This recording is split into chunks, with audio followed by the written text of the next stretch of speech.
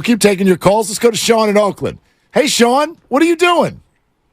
Hey, man, I'm listening to y'all conversation, man, and it's amazing now, right? Like, you could tell Brock Purdy finally made it. 'Cause from last year being poked and prodded like the hunchback of Notre Dame, like, oh, Trey Lance and, oh, Garoppolo, and all of a sudden this year getting poked and prodded, still about a certain situation. Now he in the discussion of MVP-type season, right? And it could be worse, right? He could be playing like Daniel Jones in New York, and he's not. He could be playing like Dak Prescott, but he's not. He hasn't thrown an interception yet, so why not put him in that category of probably being the MVP of the season? It's just going to be a time to tell during I know it's too early in the season, but he's playing out of this world. So why not finally give him his flowers right now and give him his props of what he's doing with the 49ers? They're undefeated. He hasn't thrown an interception. He got a great QB rating. What else do you want from this guy? I wouldn't mind putting a vote in for MVP. Yeah, Sean, you're going to get no argument from me. I don't think you're going to get an argument from you either, Dibs. Sean, thanks so much. You know, here's something else we can say about it. And again, I do think everybody has arrived at the Brock is good party. Everybody understands that now. Nobody's arguing that anymore. But there still are intricacies to the conversation that I think people have a hard time with. And maybe here's why some of them should be laid to rest. Let's say Brock had Tua's numbers. Let's go there, and they were 5-0. Well, or 4-1, which is what Tua is. But let's just say he had Tua's numbers, and I actually don't even know with what felt like it was starting a debate a few minutes ago between you and me. I don't know if you were just playing the role of someone who would vote for Tua, or if you actually feel that way that Tua should or would get an MVP vote over Brock Purdy right now. I'm playing the role, but I'm also trying to sober you up to the reality of the way this works in America, because we are in a little bit of a Brock cocoon, and we are all loving Brock, and you're loving Brock more than just about anybody. But I do believe that nationally, even though Peter King led his item with it, you've got more Steven Ruiz's where he's the 25th ranked quarterback in his The Ringer rankings. Peter King even cited it.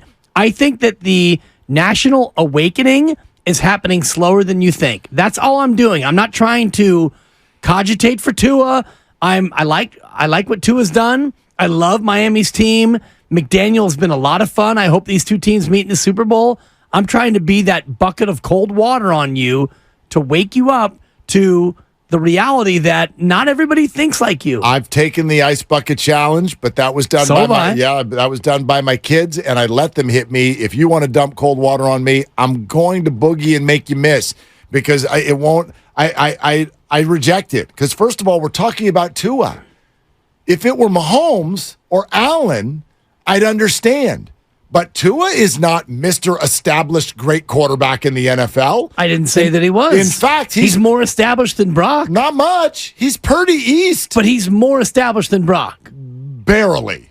But he's more established than Brock. Well, but who isn't? And actually, I don't even know Stroud. that. Richardson. Like the word established. Young guy. Do you not believe that Brock Purdy has now established himself? I mean, Tua Tagovailoa missed a healthy portion of last year with concussions. All the things people say about Brock Purdy are true about Tua as well. Oh, the Kyle Shanahan system. Right, that's the one Tua's running. Oh, but those receivers. Right. Have you ever heard of Tyreek Hill and Jalen Waddle? Oh, but those running backs. Have you seen this kid, Devon Achane?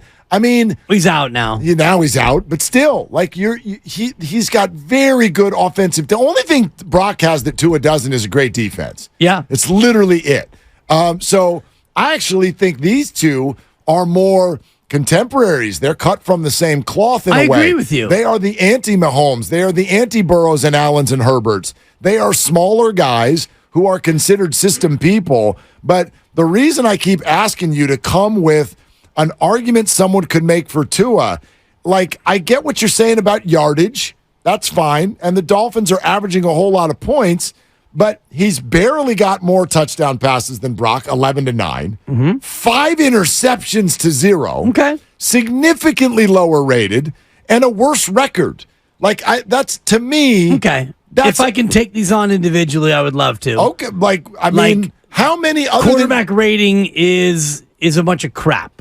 honestly. But not everyone feels that way. Well, I'm just telling you how I feel. Okay. And his 5 interceptions, I can't close my eyes and remember all 5. I'm just gonna say all 5 were his fault, because that's what happens in football when you throw a pass and the other team catches it. That goes down as an interception for you. I look at yardage, and he's on pace to break Peyton Manning's record. Granted, 17 games, not 16, but he would, if he kept this pace up, he would beat Peyton Manning by about 10 or 15 yards. Okay. That's a real thing that Sure. voters would look at and go, oh my God, you had more yards than Peyton Manning. And he's on a very good team that is not as good as the Niners, but they're a good team. They might be the best team in the AFC. His percentage in terms of accuracy is just a eyelash below Brock Purdy. He's at 71.7 They're both and 72.1. They're both remarkable. Remarkably elite, yes. And if you want to have a narrative off in terms of whose narrative is better, I don't know if Tua's narrative isn't better than Mr. Irrelevant. Brother, I'm telling you, there are 5 players in the whole league who have thrown more picks than Tua. That's it. 5. That's it.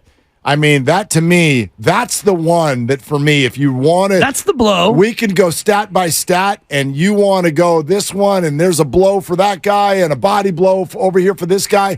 I'm here for that conversation. For me, where it dies, dude, 5 picks to 0? I mean, game over. And if you ask any NFL coach which stat line they'd take, I've got 300 more yards and 5 more turnovers? Oh, God. Like, to me, that's a game ender right there in the conversation. We should talk about interception rate if we're going to be fair. Okay. Because, that's fine. He's thrown the ball 30 more times than Brock. There is no interception rate for Brock. Exactly. It doesn't exist. Exactly. So, he's thrown the ball 30 more times than Brock. Yes. So he's got, he's thrown the ball almost 30% more than Brock has thrown it so far, through 25% through the 5 games that each have played. So are 5 interceptions commensurate with what Brock has done at 0? Of course not. Yeah. And 5 picks is a lot, but he does throw the ball more than Brock does. Interesting point that Kruger brought up. He was on Steiny and Goo earlier today and pointed out that Brock Purdy is 32nd in the league in the number of fourth quarter passes he's thrown. And we all know why. Because he's either been on the bench. Because he's not clutch. Right. That's why, Mark. Kyle doesn't trust him in the big moments. Good point. It's because he's handing the ball off the whole time. If he's even on the field. True. Right? Because the Niners are trucking people. Meanwhile, Tua's got to eke out a 2-point win against the Chargers. Or, by the way, his one loss is by 4 touchdowns. They lost by 4 touchdowns to somebody. Where? In Buffalo. At Buffalo. Yeah. I mean, I'm not saying it's that's easy. a tougher opponent than anything that Brock and the boys have even sniffed. That's not what people said on Saturday night. It's a home game. It doesn't matter. At Buffalo is tougher than Dallas at home. Buffalo is not the top-rated defense in the league. Here they come. They're good. They're missing now. I mean, they weren't then. They're missing 2 of their best players. At that point, they were a top 5 defense in the league. Good. And I might actually drop them in our fantasy showdown this week. I wouldn't even argue with you if you said that that's a tougher assignment than what Dallas is. However, you lost by 4 touchdowns, and meantime, Brock won by 4.5 touchdowns in his matchup. It's not the same. Tua's been fantastic. He's been fantastic. But I don't think that there is some sort of an establishment that's like, well, you got to lean toward Tua, because Tua's not been a part of these conversations in the past. I don't think it's a lean to. I think it's more of a toss-up than you are painting it. And, Peter King, right now, Brock has his vote, and Peter knows more football, and he's forgotten more football, Mark, than I've ever known. It's one of the crutch expressions that we all use. But Tua's had a great year. And if you compare the numbers, Brock's numbers are better. But when you look at what Tua has done, there's a case that you can make for Tua as the MVP. If you're not somebody who's watching every snap of Brock Purdy, and I've watched every game at least twice now, 5 weeks in, and I haven't had the same close eye on Tua, but if you want to compare whose skill guys are better, the Niners have better skill guys than Miami does. Who's Miami's tight end? Well, no, just because of McCaffrey, you're right. I mean, you're right. Yeah. Just because of McCaffrey. I don't think Miami's very jealous of anybody's receiving core. Right. I don't think they're jealous of anybody. Agreed. Even Debo and Ayuk. But, I mean, you would take the Niners running back. You would take the Niners tight end. For sure. And as far as receiving You'd take cores, their left tackle also. Miami might be one of the few teams that you would take their receiving core And I don't over even the know, Niners. I don't even know that I would. Right. But they're not wanting for anything there. Sure. You're not trading Tyreek for Ayuk or Debo. I tell you what, is a very different receiving core. For sure. I mean, the 49ers receiving core is so much more physical.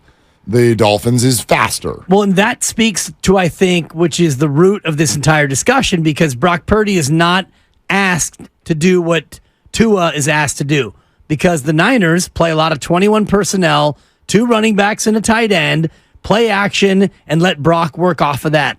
Tua plays a ton of either 11 personnel or 10 personnel, which is no tight end, 1 running back, and let's go 4 wide and let Tua throw it all over the park, which leads to more yardage and more touchdowns, but also leads to more interceptions. Yeah. So for me, it's tough to compare the two. I'm looking at air yards per throw right now. Yeah. An advanced metric for quarterbacks. You know, I love the advanced metrics. Well, this is where people go when they want to prove that somebody is a dinker and a dunker. And Tua and Brock have both been accused of this. So I wonder where they sit. Where do you think they sit, by the way? Or have you looked at this already? Probably side by side. I haven't looked today, but I don't think... They are pretty damn close. And neither one is as far down the list as people would want you to believe. They're both in the top 7. Exactly. In the NFL. So once again, you can use that at your water cooler the next time someone goes, well, Brock, how great is it to just toss the ball out to the side and Debo's standing there and he just goes all the way. Or those little screen passes to Christian, so cute. Air yards per attempt, NFL, Brock Purdy, 7th in the whole league. Tua is 5th, and sandwiched in between him is this guy named Mahomes.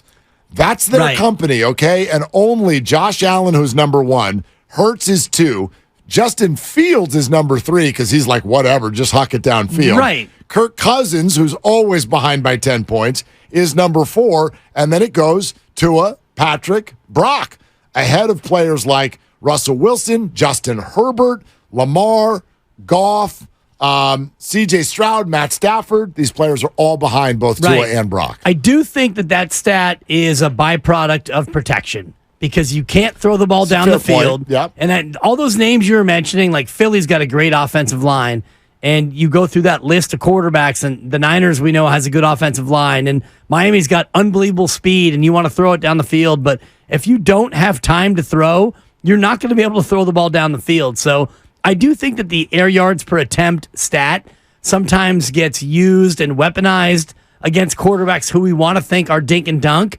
A lot of times you're dink and dunk because you have no choice. Like Daniel Jones, I would imagine he's at the bottom of that list because the dude's got no time. 22nd.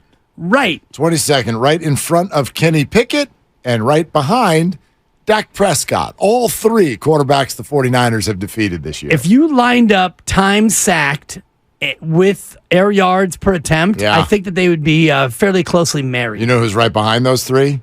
This guy, Garoppolo. Oh, man. Garoppolo. Then Joe Burrow. Yeah. And Joe Burrow, how many times has he been sacked? 17? Quite a bit. Right? You know, you look at the, who the bottom 5 are in the entire league. I mean, it's some of the names that you would expect. Not necessarily all bad teams, but teams that offensively. McCorkle's got to be down there. Actually, well, Mac is Jones. 6th. He's 6th from the bottom. Yeah, he didn't okay. make bottom 5, Sorry. but he's right in front of the 5 who did. Zach Wilson is 5th from the bottom. Sure. Deshaun Watson. Wow. See you soon. Okay. Maybe. Is 4th from the bottom. Good point, maybe. Ryan Tannehill, 3rd from the bottom. Tanahan. 2nd from the bottom, Bryce Young. Man, tough rookie year. And the last starter, again, there are others behind these guys who've only played a little, a game or a half a game here and there. But the last starter in 32nd place is none other than Derek Carr. Derek Carr. Yeah. Yeah. Although his teams won most of the games. They got a good defense. Shut out Belichick. Oh, my God. 34-0. Anyway, look, both of them have had an unbelievable start. Yeah. But I just think, for me, from my perspective, and this isn't because we work in San Francisco. This isn't because I'm a lifelong national 49er fan. Thank you. I'm trying to push the envelope of the Brock Purdy conversation. I feel like we've done that for 4 or 5 months now. Wherever you are with Brock, I'd like to challenge people to go here. Go up the staircase further. Go further. Because it took a while for he's going to be healthy. Then it took a while for he's going to start. Then it took a while for he's the starter. He's that dude. Then it took a while for, to get past the whole sample size, I need to see more crowd. Yeah. And you keep pushing to the point now where everyone's like, got it. Really good player. Keep going. Well, keep now going. You've gotten to where keep going. He's him. Keep and then going. Now he's the league MVP. The MVP of the league. And then for the moment, the next step is he's the best quarterback in the history of the sport. So let's just no. The next let's step, climb the ladder. The next step is to cement. Am I skipping rungs? You did because you got to cement this thing. Okay. You have to win the Super Bowl. You have to stay healthy, and you have to win a championship. Everybody understands that. Like, this is not super duper solidified until the 49ers have a parade. I get that. On the flip side of it, though, is I just think you can't come up with things like Orlovsky did to sort of explain away. How many games did we decide it is? 13? Yeah. 13? Yep. Okay, you can't explain away 13 consecutive wins and next to 0 interceptions. Honestly, you can come up with a list from the ceiling to the floor. The coach and the left tackle and the receivers and, the weather and the schedule and the laminated play sheet. His mom and dad are still together. I don't care what you want to say. You may not explain away those numbers and these performances. It's not doable. It's not doable. And I love the story that Peter King shared with regard to Kyle saying, all right, we missed that throw, but it was a good play. We're going right back to it in the second half. They do. Dallas is ready for it. They defended even better. So what does Brock do? Makes an even better throw. And it was a shoestring away from being basically a 75-yard touchdown.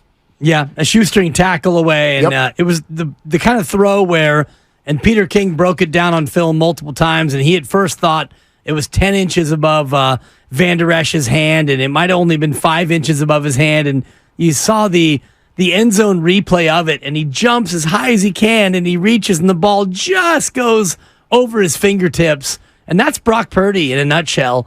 Just the accuracy, the poise, and being able to deliver the ball like he has. It's otherworldly. Well, and take a listen to this. This from our conversation with Peter King as well, in terms of where Brock's head was after this game, okay? It's Sunday Night Football. He just beat the Cowboys by 32 points, 4 touchdown throws. In the minds of many, he checked the last box that he needed to check. Where's his mind after the game?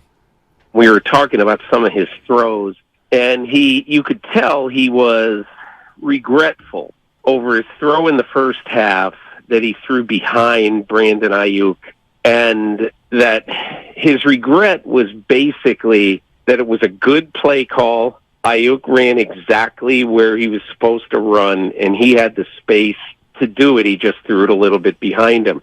He didn't think of, at first, some of the great throws he made in this game. He thought of that because it ticked him off. Now, as I wrote in my column, he's not the kind of guy who throws his helmet when he's ticked off. He's the kind of guy who gets a little bit resolved that I'm going to make up for that. And at halftime, he talked to Kyle Shanahan, and Shanahan said, I love that play. I thought we had it, so I'm calling it again in the second half. Be ready. And he told the same thing to Ayuk. This is so encouraging if you're a 49er fan. This is the way the greats think. And I don't think it's healthy, but it's just the way they think. Every great athlete will tell you, you can win 5 championships, and the one they lost is the one that they're still thinking about when they're 65 years old.